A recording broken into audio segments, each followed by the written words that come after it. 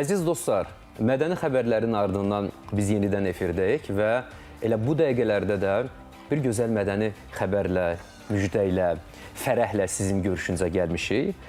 Dekabrın 17-si və 18-i tarixlərində Azərbaycanın bir mədəniyyət ocağında, Dövlət Gənc Tamaşaçılar Teatrında ölkənin mədəni həyatını lərzəyə gətirən bir hadisə baş verdi. 2 gün ardıcıl şəkildə Kod adı VXA tamaşasının premyerası baş tutdu. Təəssüratlar, emosiyalar o qədər canlıdır ki. Bəli, əziz tamaşaçılarımız, nəzərinizə çatdıraq ki, ictimai xadim Əhməd Cavadın anadan olmasının 130 illiyinə və repressiyaya məruz qalmış görkəmli fikir adamlarının xanımlarına, eləcə də repressiya qurbanlarının 85 illiyinə həsr olunmuş yeni tamaşada 70 nəfərlik böyük heyət rol alıb. Biz də bu heyətin dəyərli iştirakçılarını və tamaşanın baş rejissorunu dəvət eləmişik. Ümumiyyətlə istərdim qonaqları sizin nəzərinizə çatdıraq və maraqlı söhbətimizə başlayaq. Əziz tamaşaçılar, Gənc Tamaşaçılar Teatrının baş rejissoru Mehriban Ələkbərzadə, əməkdar incəsənət xadimi eyni zamanda da, daha sonra əməkdar artist Şövqi Hüseynov və aktrisa prezident mükafatçısı Aygün Fətullayeva. Xoş gəlmişsiniz, sabahınız xeyir olsun. Hoş gəldiniz. Salamlayırıq sizin hamınızı. Sözün düzü bu tamaşa haqqında düşünməyə başlayanda, danışmağa başlayanda bir qəribə titrəklik baş verir insanda. Və yenidən hisslərin, emosiyaların, duyğuların sanki sözlərini sıxmağa, ona bir pres etməyə başlayır. Amma mən əminəm ki, siz bu işi bacara biləcəksiniz. Ona görə dərhal sizə bir sual ünvanlayıb sizi eşitmək istəyirəm. Mehriban xanım, çox maraqlıdır. Belə mühüm, məsuliyyətli bir mövzuya müraciət etməyə nə vaxt, necə qərar verdiniz, hər şey necə başladı? Əslində, mən bu mövzunu 20 il gözümdən daşıyıram. 20 ildir. Və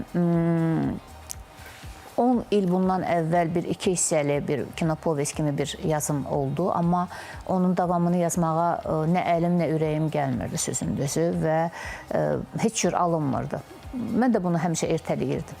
Amma Gənc Tamaşaçılar Teatrında baş rejissor təyin olunandan sonra mən bütün heyətin nəfəsini hiss eləmək istədim. Yəni onları eşitmək istədim, görmək istədim, tanımaq istədim və birdən-birə çox qəribədir ki, mövzu içərdən başına qaldırıb mənə, buradayam dedi.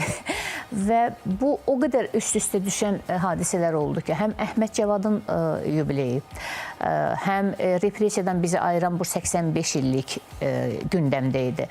Və bütün bunlar özlərini bu əsərin, bu mövzunun içində özünü göstərdi və mən qarşısı alınmaz bir şövqlə bu işi çox tez bir müddətdə, illərlə ertələdiyim bir şeyi mən aylar müddətində yazdım.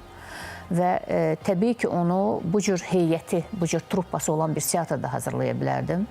Çünki mənə lazım olan 37-ci ilin 37 qadını bu teatrdaydı. Ona görə heç bir tərəddüd eləmədən işə başladım. Amma bu mövzu mənim ən doğma mövzularımdan biridir. Mən düşünürəm ki, doğrudan da tariximizdə olan o böyük və uca səsli, parlaq qəhrəmanlarla yanaşı, əslində güya görünməyən, amma onların qəhrəmanlığını özündə ehtiva edən qadınlarımız var. Və o qadınlar əslində o böyüklərin, o nurların, o işıqların ocağının sönməməyinə xidmət edən, daha böyük fədakarlıq göstərən qadınlarımız var. Mənim onlara bir təşəkkür borcum var idi, bir vida borcum var idi.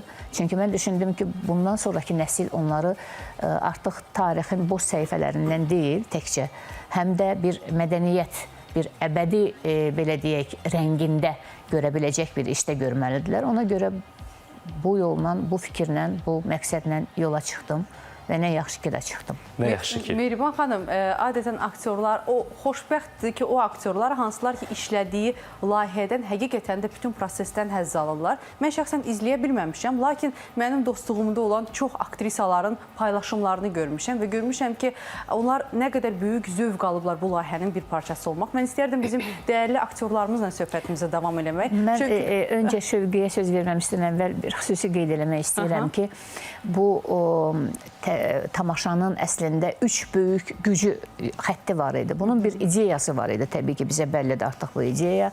Bunun bir mühakimə edənlər, yəni bu ideologiyanın əskərləri, bu ideologiyanın birbaşa olaraq qılıncları var idi. Onları Şövqü müəllimin timsalında bu xətti və bir də bu gözəl qadınlarımız idi ki, bəs bu çiçəklər idi ki, onun da bu saat simvolizəsi Dilbər Axundzadə, yəni Aygün xanımladır. Ona görə Şövqü müəllimi xüsusi qeyd edirəm, çünki vuran balta və ideolog həmin əskərlər, ideyanın əskərləri, bəs bu müstəntiqlər NKVD idi. Baş rejissor yenə də öz ambisiyasına, öz işinə sadiqdir, oranı da idarə edir. Biz də etiraz eləmirik. Buyurun Şövqü bəy.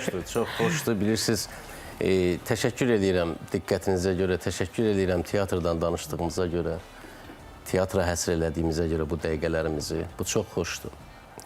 Nə qədər çox danışsaq teatrdan, o qədər yaxşı olar. Bizim üçün, qulaq asan gənclərimiz üçün mən hesab edirəm sizin bu verilişin tamaşaçı auditoru çox genişdir. Əsasən gənclər filan yaxşı olarlar teatrdan daha tez-tez danışar. Və çox xoşdur ki, Mehriban xanım bizi elə burada da istiqamətləndirir, səhnədə də istiqamətləndirir. Bilirsiniz, hansı yaş həddimizə gəlməyimizdən asılı olmayaraq, hansı dərəcəyə gəlməyimizdən asılı olmayaraq mütləq və mütləq bizim yanımızda gözəl, düşünən, istiqamət verici mütləq bir rejissor olmalıdır. Və nə xoş ki, Mehriban xanım yanımızdadır, başqa rejissorlar yanımızdadır. Tamaşaya gəldikdə isə çox, mən sizə deyərdim, yəni 30 ilə yaxındır mən səhnədəyəm, 30 ildir demək olar ki, bu maştabda, bu ağırlıqda, bu gücdə mən hesab edirəm ki, mən tamaşa oynamamışdım və bəlkə də görməmişdim. Mən çox az hallarda, bayaq Mehriban xanımla danışıram, çox az hallarda kulisdə vaxtım çox olur, kulis arxasında bu tamaşada biraz vaxtım oldu və həqiqətən aktrisalarımız, aktyorlarımız, bizim teatrın, Gənc Tamaşaçılar Teatrının truppası məni həqiqətən bir tamaşaçıya çevirməyi bacardılar, məqamlar gəldikcə. Və mənim oynadığım obraz, Mehriban xanım demiş, yəni mühakimə eləyənlər dəstəsindən idim və kimsə bilmədi, Dostoyevski demiş ki, mən nələr çəkdim bir insan olaraq, personaj olaraq yox, təbii ki, personaj olaraq biz lazım idi ki, əməlimizi yerinə yetirək, əməlimizi dartaq aparaq və bir insan olaraq mənim nələr çəkdiyimi kimsə bilmədi. Dilbərin səhnəsinə baxanda, Şüriyə xanımla olan səhnədə, xanımlara verilən o əzablar, o hansı xanımlara özdə? Hansı xanımlara? Şüriyə xanım deyir ki, Cavadın şüküriyəsinə döşəmə yuduzdururlar və nəsə təmizlik işləri. Bax, bu qadınlara, tamaşanın adı xalq düşmənlərinin arvadlarıdır. Arvadlar deyilə bilməyəcək qadınlara, xanım deyiləcək qadınlara hansı zülümlərdən keçdilər, ayaqda qaldılar. Və Mehriban xanım demiş, Mehriban xanım bir vida borcu, bir təşəkkür borcuydu. Və bunu da bütün truppa olaraq nə yaxşı ki biz eləyə bildik, nə yaxşı ki Mehriban xanım bizi bu yolla, bu istiqamətdə yönəltdi və nə yaxşı ki bu Gənc Tamaşaçılar Teatrının repertuarındadır. Bizim tamaşaçılarımız əsasən gənclərdir və mən çox istəyərəm bu tarixi unudulmasın, o xanımlar unudulmasın və onların gördüyü, onların elədikləri unudulmasın və yaşasın gənclərimizdə. Bir daha təşəkkür edirəm teatrımıza, Mehriban xanıma, Naidə xanıma ki, bu şəraiti bizə yaratdılar. Şövqü müəllim, elə danışırsınız ki, sizin danışmağınız bizi kövrəldir. Tüklərimiz biz olur. Bunu emosiyasız dinləmək, eşitmək mümkün deyil. Yəni o halı mən, məsələn, Dilbər buradadır, Dilbərdə, Aygün xanım buradadır. İndi biz Aygün xanıma məmnuniyyətlə keçid alacağıq. Kəmalə xanım və aktrisalar, hamısının adını çəksək bizə bir 20... 37 qadındır, yəni 37 qadının adını çəksək... 23 nəfərlik böyük heyəti... Yox, 37 qadının 37-sinə də, 37 qadının 37-sinə də o imkan və belə deyək, özünü ifadə imkanı var və o 37 qadının hamısının da imzası var. Hamısının imzası var. Və bu bir sınaq idi, mən sizə deyim, bir aktyor kimi, aktrisa olaraq özünü təsdiq eləmə bir sınağı da, məqamı da vardı və Mehriban xanım sağ olsun ki, bu şəraiti də yaratdı. Mən istərdim Aygün xanımla söhbətimizə davam edək. Əziz tamaşaçılarımız, qısa bir haşiyə çıxım. Nəzərinizə çatdırım ki, bizim istedadlı, gözəl aktrisamız Aygün xanım eyni zamanda da mənim yerimdə dünən olan bizim Aynurun doğma bacısıdır. Bəlkə də bir çox tamaşaçılarımız bunu bilmirlər. Sizi şadıq görməyə Aygün. Maraqlı olar da sizin dilinizdən eşitmək obrazınızın haqqında və hər bir rol aktyora, aktrisaya mütləq şəkildə nəsə qazandırır və o ürəyində öz izini qoyub gedir. Bax, bu rol sizə, bu layihə sizə nə qazandırdı? Ümumiyyətlə, belə bir böyük bir teatr tarixinin, teatr hadisəsinin bir parçası olmaq, bu vida borcunun bir parçası olmaq, yəni böyük qürurdur. Hələ bunun bir dilbər olaraq bir parçası olmaq, yəni xüsusi xoşbəxtlikdir. Həqiqətən də Mehriban xanıma təşəkkür edirəm. Biz ümumiyyətcə tamaşada biz Dilbər xanımın artıq Bayıl həbsxanasındakı, yəni yaşadığı artıq çətin vəziyyətlərini orada əks edirik. Çox çətin, çox ağrılı bir proses idi həqiqətən də və biz tamaşadan öncə mən Leyla xanımla da görüşdüm, Dilbər Axundzadənin qızı. O danışdıqca onun yaşadığı o hadisələri və mən tamaşanın içində baş verən hadisələri düşündüm. Nə bir əksik, nə bir artıq, hələ artıqdır ki, yəni əksik deyil və çalışdıq ki, o ağrını, acını tamamilə ötürə bilək. Orada Müşfiqin şeirlərinə də yer verilib, hətta Dilbər Axundzadənin dilindən Müşfiqə olan müraciəti var. Mənim üçün bir aktrisa olaraq, mənim üçün yəni hər kəs istəyər ki, Dilbər Axundzadə kimi bir obrazı canlandırsın. Mənim üçün teatr karyeramda çox önəmli bir növbəti bir mərhələ idi ki, düşünürəm ki, yəni əlimdən gələn qədər bu mərhələnin öhdəsindən gəlməyə çalışdım. Həmişə mənə əziz olaraq qalacaq və bizim tariximizin səhnəyə köçürülməsi çox dəyərlidir ki, o qurbanların, o ailələrinin gəlib orada göz yaşlarını görmək çox çətin, ağrılı, eyni zamanda da vacib bir məqamdır. Mən çox istərdim ki, belə tarixi səhifələrimiz daha çox olsun teatr səhifələrində, teatr səhnələrində. İnşallah. Təşəkkür edirik. Mehriban xanım, həmin günlər tamaşanın bir rəhbəri olmaqla yanaşı, dolayısıyla həm də bir izləyicisi idiniz sizin özünüzdə. Çox maraqlıdır. Tamaşa premyera bitəndən sonra, bütün tamaşaçılar zalı tərk edəndən sonra, işıqlar sönəndən sonra və siz Mehriban Ələkbərzadə özünüzlə tək qalandan sonra teatrın dəhlizlərində addımlayanda, evə doğru yol alanda nə düşünürdünüz o anda? Bu premyeraların sonunda sizin özünüzlə danışığınız, hesabatınız, fikirləriniz, münasibətiniz necə idi? Mehriban Ələkbərzadəyə nə deyirdi? Dedi ki, davamını etmək lazımdır və onu bugünə qədər gətirib çıxartmaq lazımdır. Bu, bizim müzəffər ordumuzun bizə yaşatdığı o gözəl 44 günlük savaşdan sonra duyduğun qürurla bərabər həmin o qürura və o qalibiyyətə gedən yolda verilən qurbanlardan da bəhs eləmək lazımdır. Onları da unutmaq olmaz deyirdim. Amma mən bütövlükdə böyük mənada bu işlərin məhz komanda ilə, ancaq komanda ilə görmək mümkünlüyünü bilirəm və ona görə bu işi görən bütün komandaya, teatrın direktoru Naidə xanımdan tutmuş, bizim maşinist Zaura qədər, səs rejissorumuzdan tutmuş, tutaq ki, işıq rejissorumuzdan tutmuş, nə bilim, ən rekvizitdə işləyən xanıma qədər. Hamı bir komanda olaraq bu işi görür və böyük mənada bu bir vətəndaşlıq borcuydu. Və düşünürəm, bu vətəndaşlıq borcunu biz hələ çox yerinə yetirməliyik. Mehriban xanım, yəqin ki, hər bir rejissorun hazırladığı piyes, əsər, səhnələşdirdiyi tamaşa onun bir övladına bənzir də. Siz artıq ona qərar verəndə sanki 9 ay müddətində onu nə ağır acı ilə həyata keçirirsiniz. Maraqlı olardı ki, sizin dilinizdən hazırlıq mərhələsindən eşitmək və bilirik ki, 70 nəfərlik heyətlə siz çıxış elədiniz. Casting mərhələsi necə keçdi? Aktyorları hansı kateqoriya üzrə seçdiniz? Necə hiss elədiniz onların həmin şəxsiyyət xanımlarla bənzərliyini? Bilirsiniz, mən düşünürdüm ki, əslində bu 37 qadın elə ancaq 37 qadın, 39 dənə qadın heyətinin içindən 37 qadın seçmək, bu çox da böyük seçim məsələsi yox idi. Sadəcə olaraq daxili yerdəyişmələr, daxili seçimlər məsələsi, bu barədə danışmaq istəməzdim. Çünki bu biraz başqa bir söhbətin, başqa bir mövzudur, yəni başqa bir araşdırma daha çox işidir. Amma mən çalışırdım daha çox aktyorların konkret olaraq obrazlara oxşarlığında deyil, aktyorlar istənilən halda, aktyor istənilən rolu oynamağı bacarmalıdır. Onları bu qəhrəmana yönəltməyi bacarım. Yəni, əsas işim bu aktyorları məhz o qəhrəmana yönəltməyi bacarım. Casting əslində bu anlamda gedirdi. Amma əlbəttə ki, tamamən yararlı və yararsız məsələlər var idi. Bu da, yenə deyirəm, başqa bir mövzudur. Biraz çətin keçdi, açığı. O mərhələ çətin keçdi. Amma istənilən halda bu teatrın seçim etmək imkanı var.